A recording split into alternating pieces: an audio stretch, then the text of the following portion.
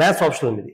జనరల్గా mathematics optional అంటే అంతకుముందు లాస్ట్ 10 years చూస్తూ ఉంటే మ్యాథ్స్ ఆప్షనల్కి ఒకప్పుడు వచ్చిన స్కోర్స్ రావట్లేదు. 2013-14 వచ్చాయి అనుకుంటాను. ఆ తర్వాత అప్ అండ్ డౌన్ ఉంది.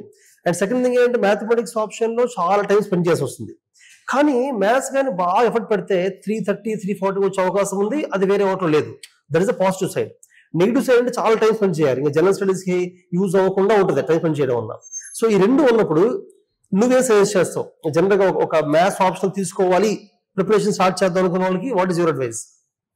So looking at the trend of past 3-4 years, అన్ని ఆప్షన్స్ ని ఆల్మోస్ట్ లెవెలైజ్ చేస్తూ వస్తున్నారు.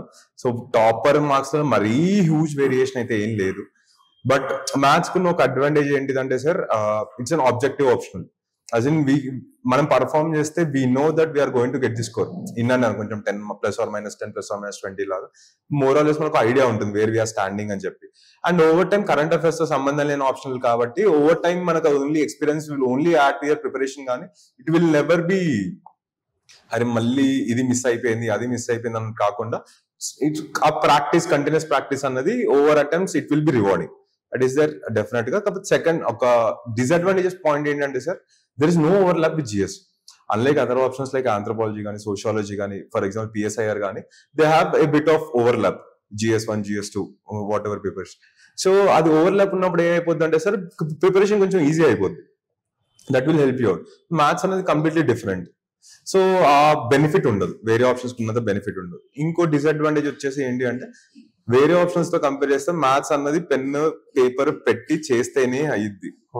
Other options we can study, answer writing is always there for other options కూడా. మ్యాథ్స్ చేస్తూ వెళ్ళాలి.